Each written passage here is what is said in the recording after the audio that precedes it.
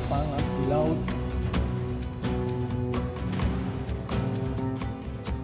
Marsikal Madya TNI Purnawirawan Muhammad Syaugi Alaidrus resmi menjadi kapten tim pemenangan nasional Anies Baswedan dan Muhaimin Iskandar atau Timnas Amin di Pilpres 2024.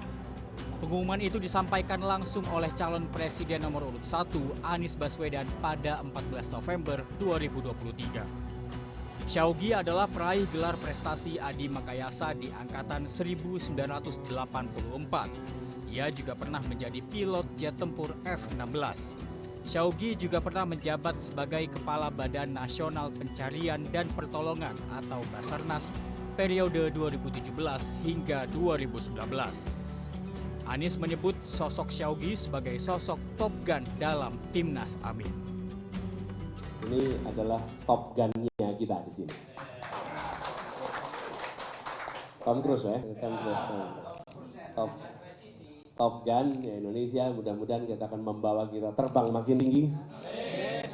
Dan dengan pengalaman beliau sebagai Kepala Badan Pencarian dan Pertolongan, insya Allah beliau akan bekerja bersama untuk sama-sama menyelamatkan bangsa Indonesia menjadi bangsa yang lebih baik nantinya.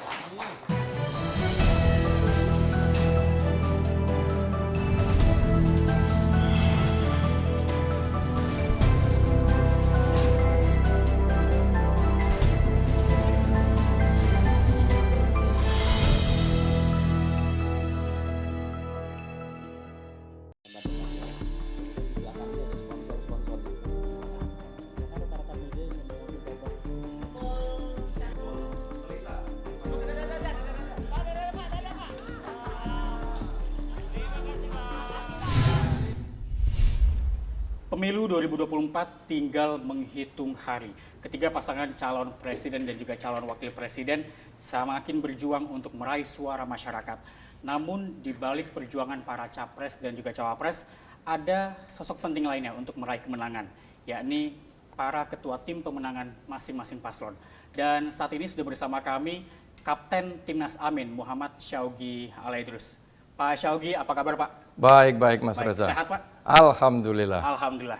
Pak Syaugi ini sudah 2 bulan Pak menjadi Kapten Timnas Amin setelah ditunjuk pada tanggal 14 November yang lalu. Pak Syaugi ini juga sebelumnya menjadi pilot pesawat jet tempur, betul Pak ya? Betul. Ini kalau boleh tahu Pak, adrenalinnya lebih tinggi menjadi Kapten Timnas Amin selama 2 bulan terakhir atau menjadi pilot pesawat jet tempur selama bertahun-tahun Pak? Jadi kalau saya lihat adrenalin yang paling tinggi ini adalah menjadi Kapten Timnas ini. Kenapa Pak? Karena yang kita geluti ini kan urusan baru buat saya, ya kan, urusan politik, berkomunikasi dengan partai, dengan masyarakat.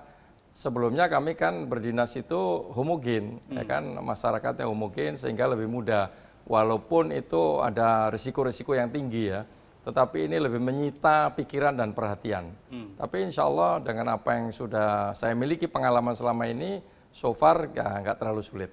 Nggak terlalu sulit Pak ya? Nggak terlalu sulit. Tapi kalau waktu itu saat ditunjuk, kalau tidak salah tengah malam Pak ya? Ya, itu betul. saat menerima telepon, mendapatkan tawaran menjadi Kapten Timnas Amin, begitu Pak?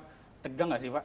Oh sangat tegang, sangat tegang karena saya tidak membayangkan bisa menjadi Kapten Timnas ini, ya kan? Tapi Pak Capres, Pak Anies Muhaimin mempercayai saya, ya saya harus punya keyakinan. Beliau saja percaya kepada saya, masa saya nggak percaya diri saya kan? Dengan bekal pengalaman yang saya miliki, ya insya Allah lancar. Oke, Pak Syaugi, tapi sebetulnya Pak proses Pak Syaugi menjadi Kapten Timnas Amin ini sebenarnya dadakan atau prosesnya panjang Pak? Karena yang kita tahu kan pengumuman Kapten Timnas Amin ini yang paling akhir dibandingkan paslon lainnya Pak. Betul. Jadi pada waktu itu saya pun menunggu-nunggu.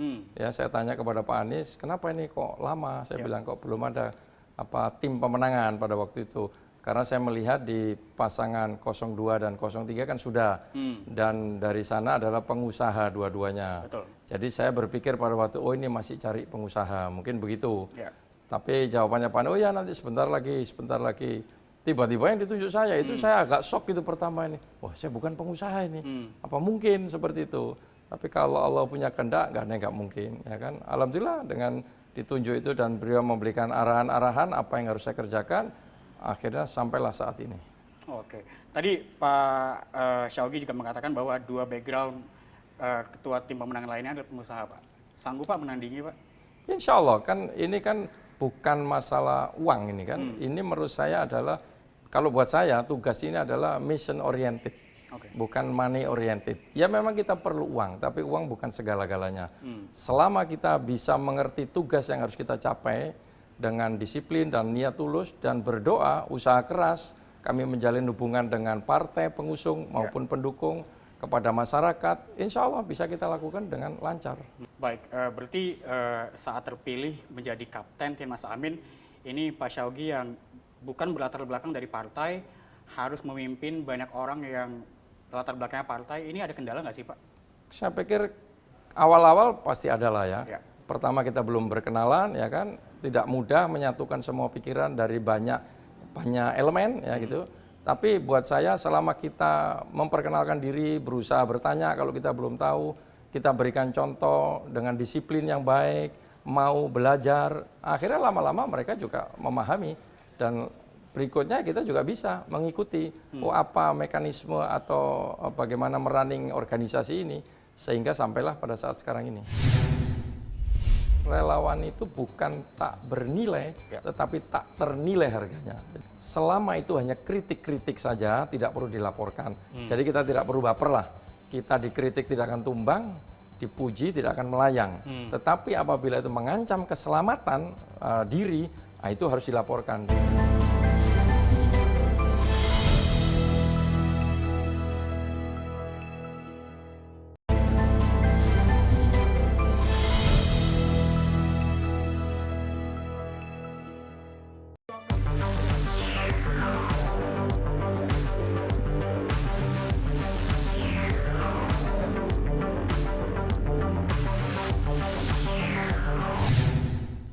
Ya, Pak Syawgi, ini kalau menurut data kami juga Pak, ini logistik Paslon 01 paling sedikit Pak, hanya 1 miliar rupiah.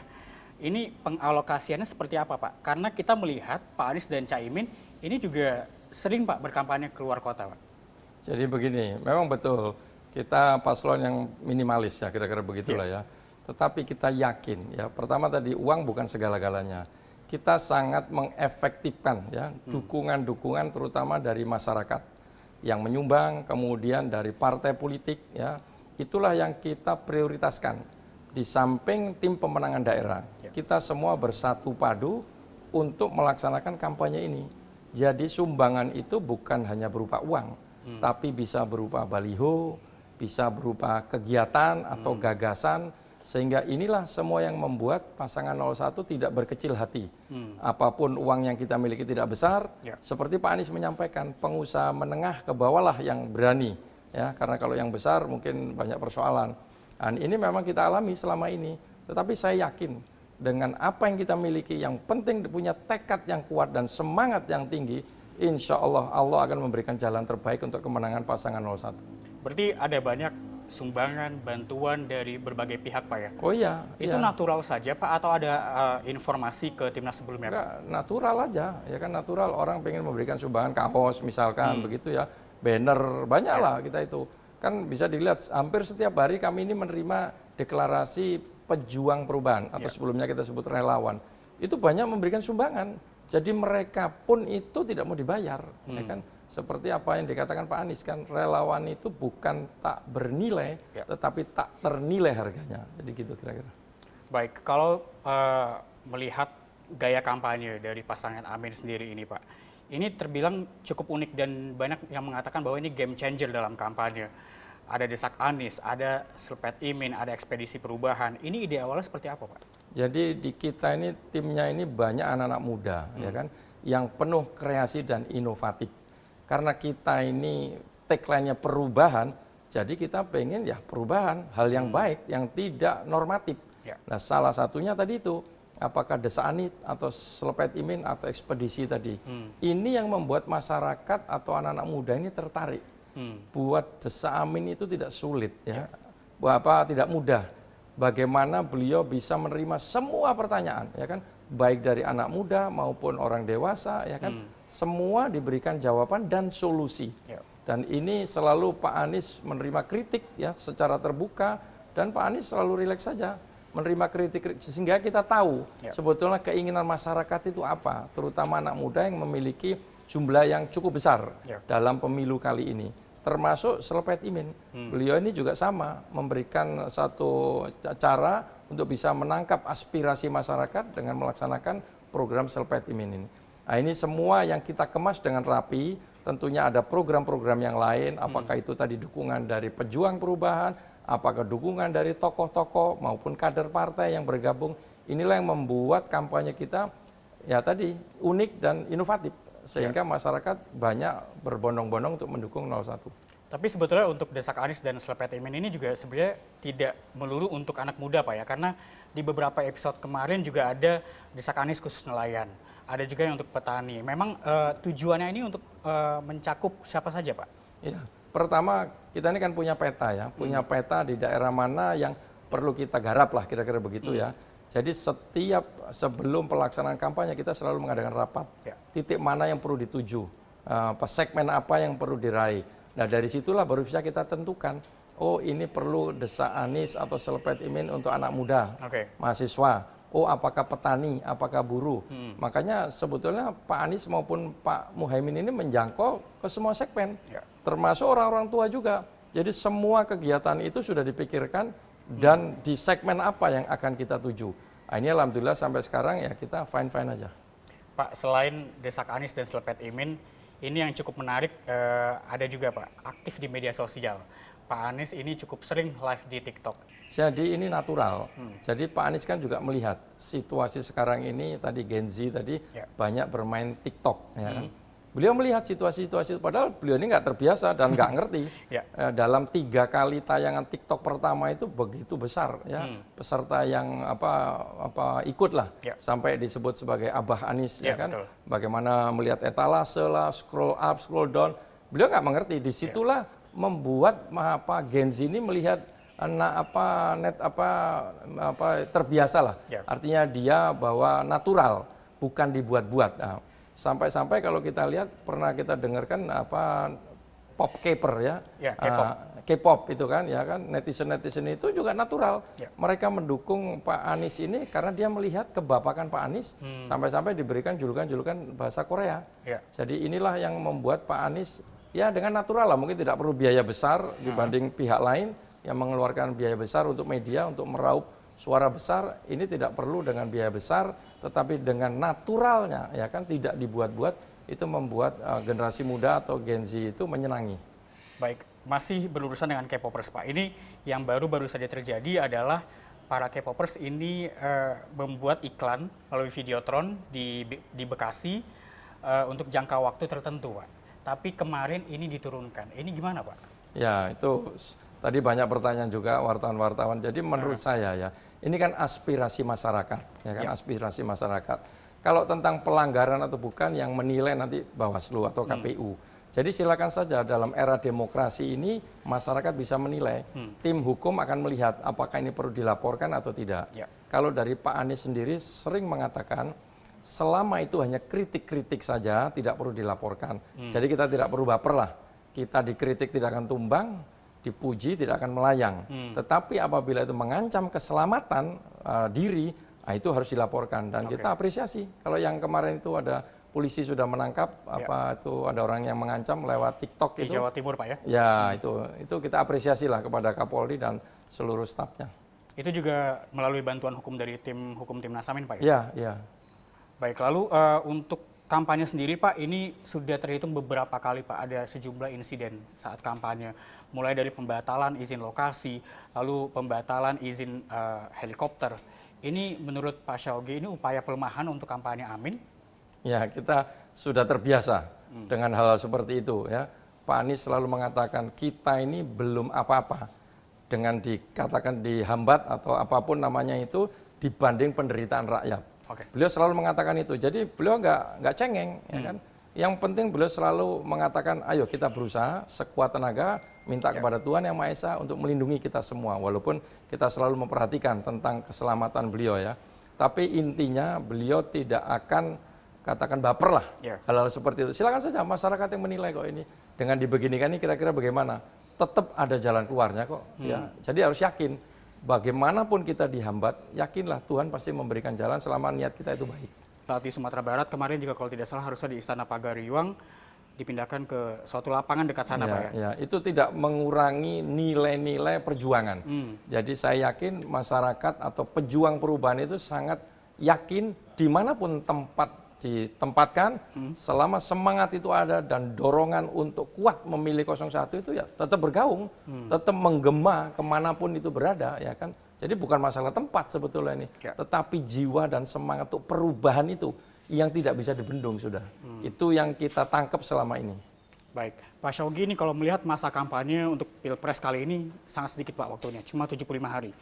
Dan kalau kita melihat pasangan Amin, ini Caimin lebih sering terlihat ke Provinsi Jawa Timur Pak, dan Pak Anies ini lebih banyak ke berbagai daerah. Ini strategi khususkah dari Timnas Amin? Ya, jadi kita tahu Caimin ini adalah ketua PKB ya. Salah satunya PKB itu adalah besar di Jawa Timur ya. Pak Caimin juga punya historis dibesarkan di sana. Jadi punya sejarah panjang lah. Jadi wajarlah kalau beliau menginginkan Jawa Timur itu betul-betul mendukung beliaunya. Jadi nggak ada yang salah menurut saya karena cukup besar. Itu orang selalu bilang medan pertempuran itu ada di situ. Betul. Nah, jadi makanya Jawa Timur ini benar-benar digarap secara serius oleh Caimin. Pak Anies pun pernah ke Jawa Timur. Jadi tetap heavy-nya Caimin ke situ walaupun ke tempat lain juga, ke Lampung dan ke tempat-tempat lain. Tapi itu salah satu tempat yang katakan ya kita harus berusaha menang di situ. Pertama saya pengen menanggapi gini, padahal debatnya udah berapa hari ini kan, tapi kelihatannya belum selesai-selesai. Bukan dimaknai kalau komunikasi itu terus koalisi, oh tidak ya kan. Tetapi kita berkomunikasi ya untuk hal-hal yang baik, kenapa kita tidak berkomunikasi? Kan?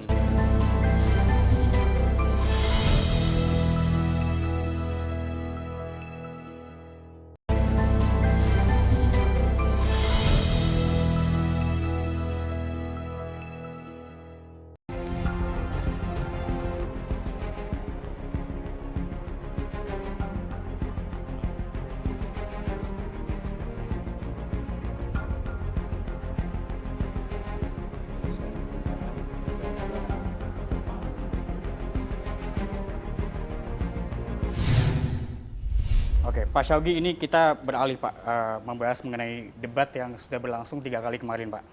Ini kalau kita lihat Pak, usai debat ketiga kemarin, banyak tone negatif dari 02 Pak. Bahkan mengatakan bahwa data yang dibawa oleh Pak Anies ini salah.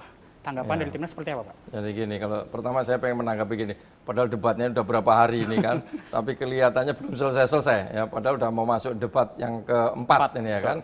Tapi ya itu tadilah, kita nggak perlu menanggapi, pertama masyarakat yang menilai ya tentang tone negatif. Kita ini debat ada waktunya, ya kan? Waktu pertama 4 menit, silakan sampaikan di situ. Berikutnya ada 2 menit, ada 1 menit. Jadi di waktu-waktu itulah kita harus menyampaikan sesuatu yang memang perlu kita sampaikan. Jadi kalau ada pertanyaan ya kita jawab di situ, bukan dijawab di luar debat. Nah ini nggak cocok. Itu selalu Pak Anies mengatakan bahwa apa yang disampaikan Pak Anies nggak pernah marah. Ya kita lihat Pak Anies tidak pernah menyerang pribadi, ya kan? Jadi tidak pernah menjelek-jelekan. Yang Pak Anies sampaikan adalah tentang kebijakan dan gagasan yang dilakukan oleh paslon lain. Nah ini yang perlu digarisbawahi. Saya pikir masyarakat sudah melihat itu. Kalau perkenaan data, pasti kita punya lah hasil riset kita data tersebut. Kalau memang dianggap salah data itu, sampaikan pada saat itu, ya kan? Kalau kita berbicara di luar debat, sudah ada mekanismenya, sudah ada jubir-jubir yang mengatakan hal-hal tersebut. Ya, kira-kira begitu. Tapi data yang dibawa oleh Pak Anies ini sesuai dengan riset oleh Timnas Amin Pak ya? Oh iya dong, kita sudah berikan data itu bukan ngawur. Dan kita. betul Pak ya? Oh iya betul lah. Betul. Oke siap. Tapi kalau dilihat dari debat kemarin Pak, 2 kali Pak Anies ini ofensif dari awal Pak, dari segmen 1 sudah menyerang. Tapi kalau Caimin, banyak yang beranggapan bahwa tampil defensif Pak dan lebih banyak bermain gimmick. Ini strategi dari timnas atau seperti apa Pak? Ya itu salah satu strategi ya. Jadi nanti kita lihat dengan perkembangan yang sudah ada ini untuk berikutnya nanti kita tentukan apakah modelnya bagaimana ini Caimin ataupun Pak Anies yang terakhir tadi. Kalau kemarin Pak Anies itu karena memang punya data ya kan nggak ada salahnya kan beliau jadi Menteri Pertahanan ya kita tanya dong ya kan apa yang sudah dilakukan selama beliau menjabat. Saya pikir nggak ada yang salah itu kan. Karena dilengkapi dengan fakta dan data, itu mewakili pertanyaan-pertanyaan kepada masyarakat, dari masyarakat tentang ketidakadilan, seperti apa yang disampaikan Tanah itulah, itu udah jelas lah. Artinya Pak Anies bukan menyerang pribadi, tetapi kebijakan yang dibuat oleh paslon lain. Pak Syawgi, ini kalau dilihat juga Pak, kalau untuk survei, Awalnya paslon 01 ini selalu di nomor 3. Terus akhir-akhir ini naik ke ranking 2 begitu Pak ya. Pak Syawgi sendiri melihat apa yang membuat elektabilitas Amin ini naik Pak? Ya, pertama survei itu salah satu bagian dari banyak aspek yang perlu kita perhatikan. Jadi kalau Pak Anies sering mengatakan kalau survei itu baik, naiklah katakan begitu, ya kita syukuri, ya kan. Tapi kalau survei itu masih di bawah, ya kita harus kerja meningkatkan kerja-kerja kita, sehingga kita lebih fokus lagi untuk meningkatkan hal tersebut. Jadi kita tidak mempermasalahkan survei apakah nomor 2, apakah nomor 3 atau nomor 1 sekalipun, tapi kita punya keyakinan dengan apa yang kita kerjakan selama ini itu dapat diterima di masyarakat. Ya tadi itu melihat antusias masyarakat. Saya pikir pastilah orang melihat dengan antusias masyarakat begitu besar, nggak mungkin kayaknya surveinya kalau ya itu orang bisa menilai lah ya, walaupun surveinya kenyataan nomor 2 atau nomor 3. Tapi saya yakin dengan apa yang dilakukan Pak Anies maupun Pak Muhaimin selama ini, insya Allah nanti pada waktunya, karena survei itu kan saat ini, pemilu bukan saat ini, pemilu nanti tanggal 14 Februari.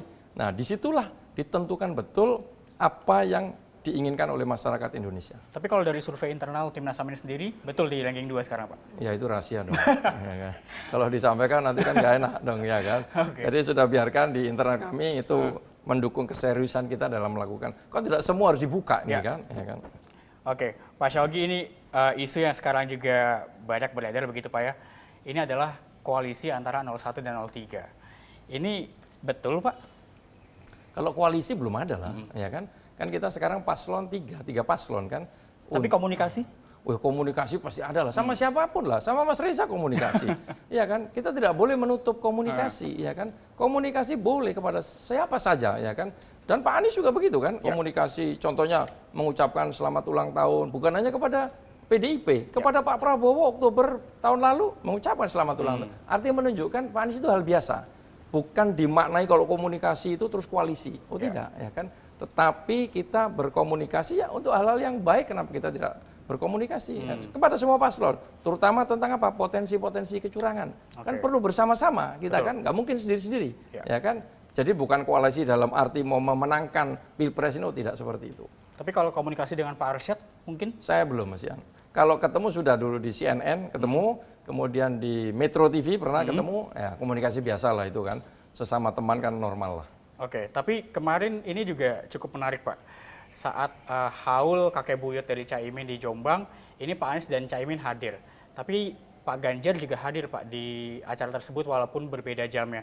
Ini melihatnya seperti apa Pak? Ya nggak apa-apa lah, kan itu kan dalam rangka berdoa, ya kan. Semua kan niatnya baik itu. Jadi kita nggak perlu tanggapi ini kenapa jamnya berbeda. Kan pernah juga kejadian di Solo pada waktu itu Pak Anies dengan yang lain ya. Betul. Jadi saya pikir hal-hal seperti ini kita maknai yang wajar-wajar saja. Tapi tidak ada pertemuan Pak di Jawa Timur saat itu? Saya nggak tahu ya ada pertemuan atau tidak. Baik, jadi tidak ada pelaporan juga misalkan terjadi pertemuan di Jawa Timur? Tidak ada. Apalagi kalau waktunya berbeda, kayaknya enggak lah. Oke, baik. Pak Syawgi, ini Pak Anies juga berkali-kali mengatakan bahwa kemenangan dapat diraih oleh Amin jika Pilpres ini 2 putaran.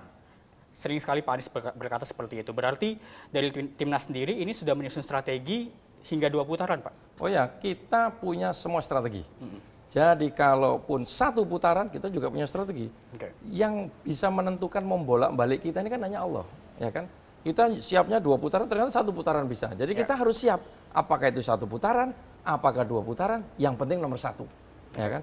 Jadi kita punya strategi, ya. Di 1 tadi punya, di 2 bagaimana strateginya? Nanti setelah masuk putaran pasti ada dong strateginya kan. Yang jelas tadi kita selama ini bekerja untuk meyakinkan masyarakat untuk mendulang tadi suara tadi di 14 Februari kita berharap itu diterima oleh pasangan Amin. Ya, mudah-mudahan itu besar, kira-kira begitu. Berarti sudah siap tempur Pak ya, mau 1 putaran, mau 2 putaran? Sangat siap. Ya, kita sudah masuk di medan ini ya, kita harus berkolaborasi kepada semua. Pak Anies selalu mengatakan siapapun yang ingin bergabung dengan Timnas ini, kita terima, kita welcome. Untuk selama tadi tujuannya 1, memenangkan pasangan Amin untuk perubahan Indonesia yang lebih baik. Oke, baik. Pertanyaan terakhir Pak Syawgi. Ada pesan khusus nggak Pak yang disampaikan oleh Pak Anies dan Caimin kepada Pak Syawgi sebagai Kapten Timnas Amin? Apakah ada misi tertentu yang mereka inginkan dari Pak Syawgi? Ya, pertama pimpin organisasi ini, Timnas ini dengan baik. Ya, artinya semua diwadahi dari co-captain tadi, untuk menyatukan langkah, pikiran, gagasan dalam rangka memenangkan pasangan Amin ini. Mereka punya portofolio masing-masing. Ya. Saya pun punya, co-captain punya. Lah ini harapannya setiap minggu kita ketemu, kita evaluasi apa yang sudah dilakukan, apa yang belum, sehingga insya Allah pada waktunya nanti dukungan itu begitu besar dan memilih pasangan 01. Baik. Terima kasih banyak Pak Syawgi atas waktunya Pak, sudah menyempatkan waktu untuk berbincang bersama CNN Indonesia. Sehat selalu Pak. Dan demikian wawancara khusus kami dengan Kapten Timnas Amin, Muhammad Syawgi Alaidrus. Saya Reza Siregar beserta kru yang bertugas. Pamit, sampai jumpa.